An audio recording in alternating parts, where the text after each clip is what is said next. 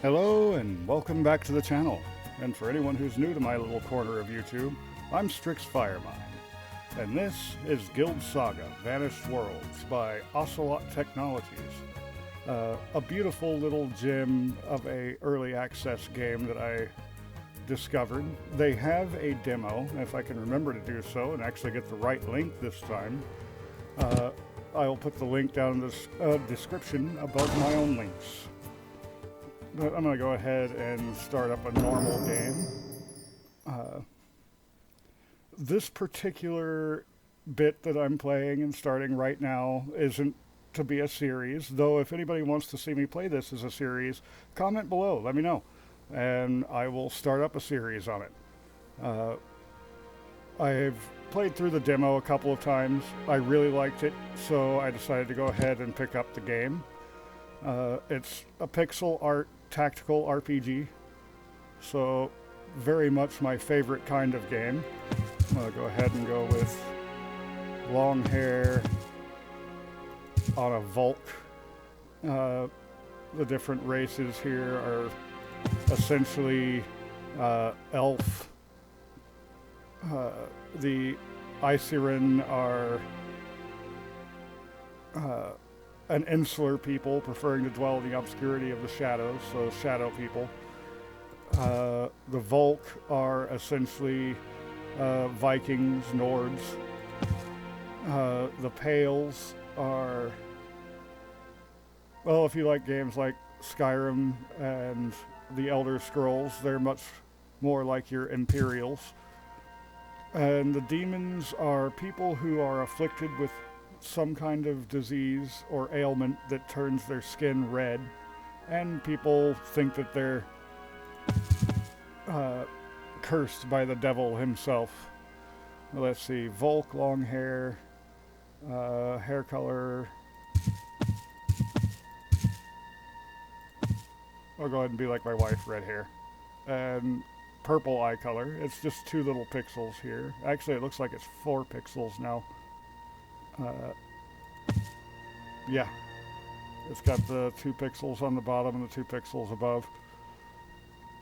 And I am going to be using a swordsman character, so the warrior's light plate and steady short sword are nice, but you know, you can change your clothes up depending on what kind of job you're wanting to do. You can also mix it all up, same with your weapons. But I'm going to be using the sword. Make myself a bit of a swordsman. So that handles all of your appearance. There's not much change with the clothes on between male and female. And with the clothes off, it's just your underwear changing to hide your private bits. Backstory. This gives you a little bit of a bonus towards your starting skills, as well as a backstory that you can choose from. And Legionnaire gives you swordsmanship. Another thing that might be good for me to look for is something that will increase my magic, but the only thing here is Pyromancer, and that's just not going to work out for me. So I'll go Legionnaire and increase my swordsmanship. As early as I can remember, I have been enlisted in the Meso-Imperial Horde. I spent my youth on the battlefield of Verland, honing my talents under the command of the revered generals of the great families. After being discharged for insubordination, I took on the role of a soldier-turned-sellsword in the New World, a bleak tale often told, short, and with a predictable ending. Alas, all I know is the fight, and none else. Inclination, your basic ideology essentially is what this is. Altruistic is what I tend to pick, very paladin-like in what I do main playthroughs for.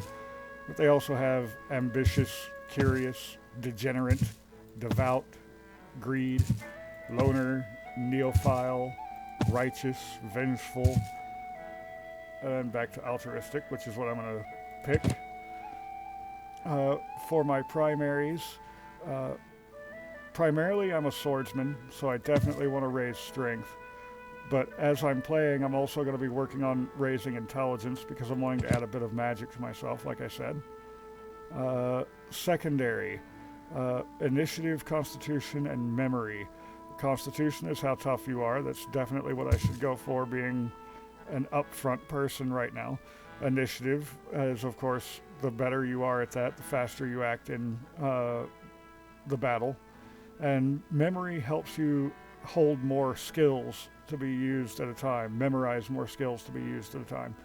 Uh, Mostly Constitution and Memory are the ones I'm going to be working on with this character if I were to continue playing it. But like I said, I just want to jump in and get a couple battles done, talk about this game a little bit, give my thoughts on it. Sassoon the Vandal. Toonie Toonie. So they got some fun little random names in here. Here we go. Siegfried. For anyone like me who's been playing Soul Edge and Soul Calibur since the beginning, that's a nice name to have. I'm going to go ahead and increase my swordsmanship for my combat. Though, again, with this type of character, I also want to be raising wizardry. Schools. This is where you're essentially choosing your class. So I want warrior. And I think I also want hydromancer, which of course is an elementalist using water. And that's because it gives some really interesting skills. So just looking at the water ones here, you've got Rejuvenate, restore 6 magic barrier, because you've got armor and magic barrier in this game. This will restore 6 magic barrier, which will protect me from magic attacks, while healing 12 points. And, you know, it's not just me. I can target my little Earth Mage with that, or my Aeromancer Warrior, which is standing up over here. But let's see, the main skills that I want down here. Piercing Slash could be really useful, but Disorienting Strike is great. And you get to choose 3 skills. So I've got the Disorienting Strike, and automatically, because I have the sword, I have Slash. So I can slash people and I can disorient them. For spells, I definitely want Rejuvenate. And Frost Spikes is pretty fun. At the bottom, though, down here, bottom left, you can see how many turns it takes to cool down. Bottom right, you can see its maximum range. And at the top right, you can see 2 pips. That's going to take 2 of my action points to use, just like my Rejuvenate, and just like my Disorienting Strike. Your regular strikes are also the same way. Conjure an icy wind to damage and chill nearby enemies. Sets chilled. Blades of Ice. Launch a flurry of icicles at an enemy. 2 to 4 water damage. 3 hits. So it's doing 2 to 4 damage 3 different times. Sets chilled. I think that's going to be a great ranged attack for me to have on my swordsman. And then you've got talents. I like fleet-footed because it increases your walking speed, makes it to where you can move a bit farther in combat. But there are other ones that are useful. Elusive gives you plus 10 evasion. Consistent makes you more accurate, but you get less critical hits. Politician increases your inspire. Mineralist gives you additional ore and chances of finding rare gems when you're mining. That's one of the things that lets you know that this game is really deep. Scavenger is a 50% chance to recover special arrows. I'm not an archer, and I don't have an archer in the party. Well, technically the Earth Wizard that you have, I keep wanting to call her a druid, but the Earth Wizard you have technically has a bow and is an archer, but she's more effective as an Earth Wizard. Interrogator gives you intimidation plus 3. Barbarian, strength plus 3 when your health is 30% or less. That could be really useful for a character like this one. Logician would be great. Relic Hunter increases your luck while looting. Well, you know what? Let's just go ahead and poke with that one a little bit and see how that one works. Uh, like I said, I've only played the demo. I haven't explored the game very much, so I don't know too many things. Now, like I said, I'm not doing this as a playthrough, so I'm just going to skip through the conversations here in the beginning. But if you want to see me do a playthrough, I usually read out all of the dialogue as much as I can. I'm tongue-tied, and it can be hard sometimes. But skip through here. Well, interesting. There's dialogue options not there that I'm used to seeing in the demo. So I guess little tiny changes there have already been made. Or it's because of my character. The whole thing does have a branching story. So your choices will change things. And like I said, overall it seems to be a very thick game. There's lots of different things that tell you this as you're playing through it. Their graphics are pretty easy on the eyes despite being pixel art. If you hold Alt, you're able to see what you can try looting and such. Button down here will grab whatever loot is there. And this little bit here is just a dream. I've had one character make it through this dream without any problems, and another character die in the dream. It doesn't matter. You die in a dream, you just wake up. So that's essentially what happens here. Once I make it through here. There's a tiny fight that I get to do here.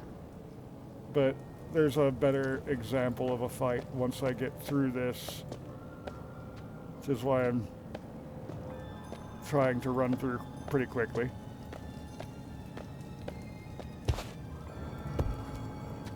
At the same time, I can't help but loot everything lootable. I'm a loot hog. I also want to see how that relic hunter works out.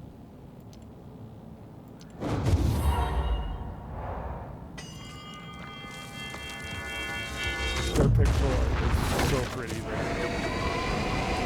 Beautiful work. Overall, I feel that this game is very beautiful work. You can tell that they have passion in what they're doing. So let's run up here to the Nether Shadow. And number 3 is my slash. Number 4 is my disorienting strike. So that one is stunned, not much of a problem. Number 2 is my turn. You can reset all of these in your grimoire to where you want them. And spacebar to end my turn.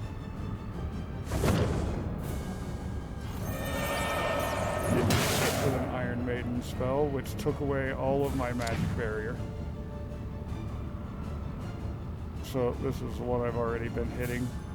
I've barely made it through its armor, but I have made it through its armor. So let's go ahead and go number 3, slash it. Number 3, slash it again. I could use my magic, but it still has magic barrier. It'll knock off 5 points of damage from my attack.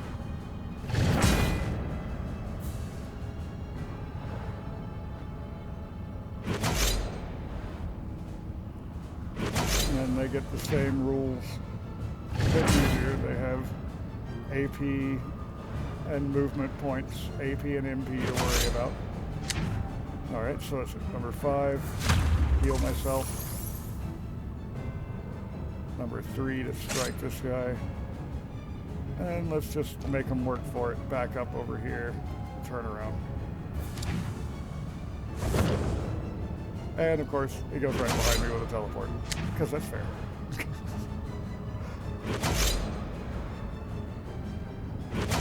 Like I said, you can wind up dying in this fight, but it doesn't matter because it's a dream. So right here, I'll be right next to him. Go ahead and hit him with a slash again. So he's almost down, but so am I. I might actually die in this dream. But that's okay, then I'll be able to get my party and move on. So it has a lot of stuff to say here.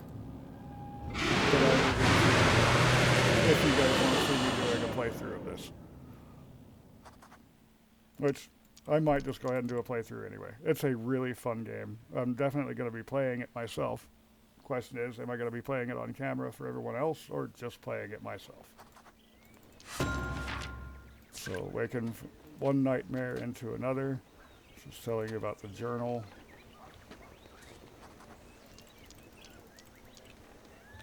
Go ahead and get these two in my party. And the first time I was playing, I didn't even see this box over here, but you know, there's some important stuff in here. Take that resurrection scroll, take the healing potion, open my inventory. Your dad gives you a ring, so you have a ring and a little letter from your dad. The world's a tough place, raging with strife and turmoil, but I know you'll be just fine since you're all grown up now. Love, Dad. P.S. I left this in your bag, in case you needed protection. It's just a nice little ring that gives +1 to your constitution, making you a little bit tougher. Travel. I want to come down. This is where I'm at right now, the Pilgrim Camp. It's got these little black dots to let you know where you can go. And Sunlit Woodlands is where I'm going.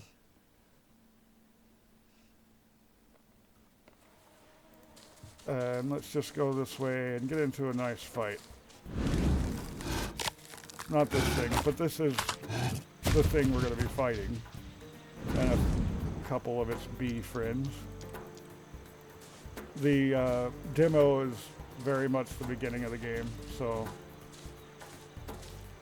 that's why I know these locations. As soon as I get out of like the first hour of the game, I am going to be absolutely lost in this, and that's where the real fun is going to begin. Let's see. This is Luciette, I think is the name. Yeah, Luciette. And they are an Aeromancer. So with Invoke Lightning, I can actually reach this one here.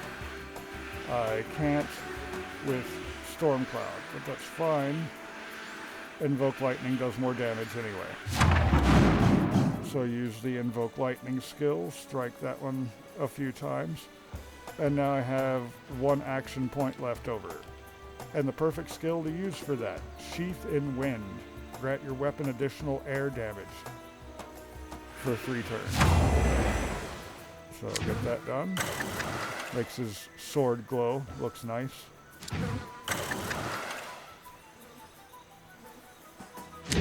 These things are all dashing up towards me, which gives me first strike overall.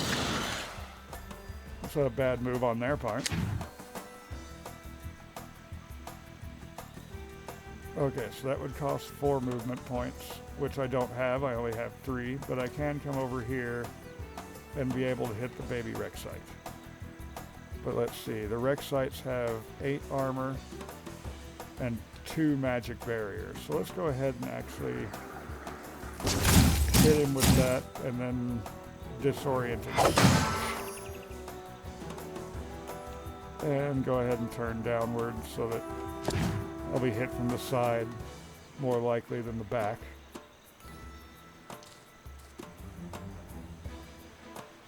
And the Earth Wizard. Serrated Vines. You can pick 2 targets to hit with this. Don't bother with the bees. They are a poisonous enemy and therefore can't be poisoned. But the baby Rek'Sites can be poisoned. None of my people are damaged right now, but she has a heal for 10 HP. And a Rock Blast. Go ahead and hit that Blight Wing with.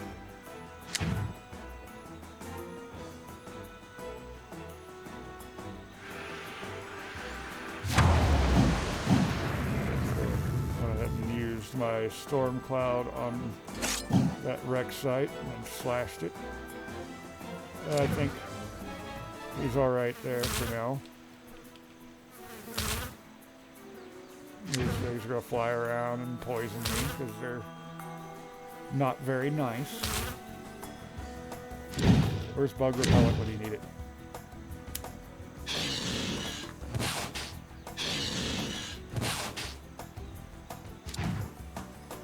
Okay, so they've gotten rid of my magic barrier and done some damage to me, so I'm just going to go ahead and erase what they did.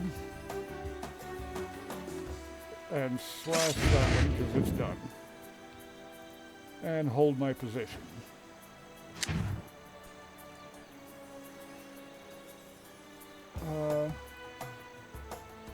With the Earth Wizard, let's move her up here and just get a couple of blasts in. With Fortify, you can restore armor. I don't need to do that yet. But I probably will need to do that soon for Siegfried here.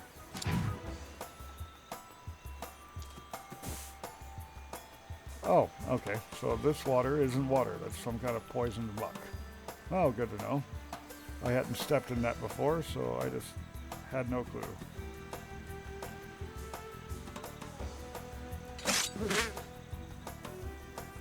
So I can target that. I just can't see the square. That's fine. And now my weapon is no longer sheathed in wind, but that should be ready to go next turn.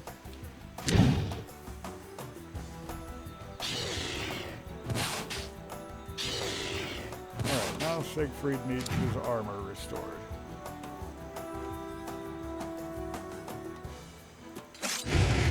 First he's got to kill a thing. Or two. So he can only aim straight with his water blades. Which, by the way, if you're thinking about playing an archer, they're the same way. They can only aim in straight lines. From what I've seen so far.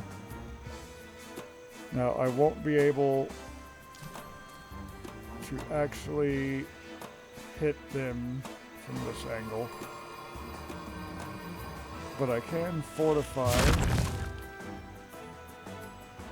get some armor back on Siegfried, and try throwing down a trap in case they move over it.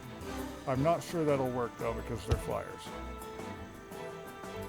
It's griping at me because I still had some points left over, but not actually enough to do anything with.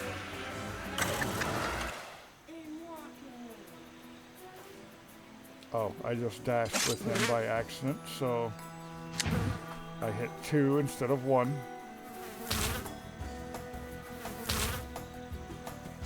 That does happen. And yeah, it just flew right over the trap.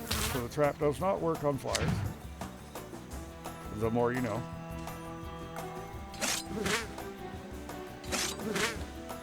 And they haven't quite killed me yet, but Luciette could use some healing. And blast that Blightwing.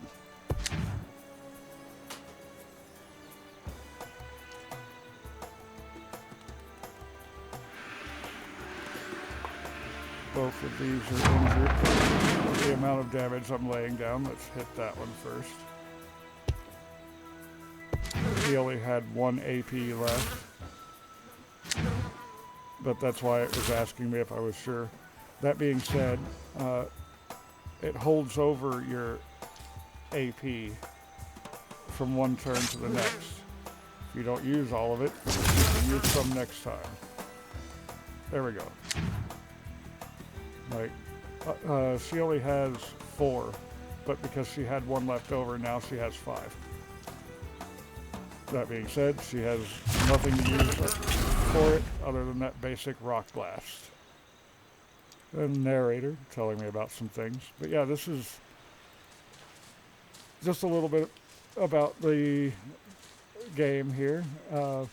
Overall, I would say it's very much worth checking out, especially since to check it out, all you got to do is go and download a demo and play through some of it.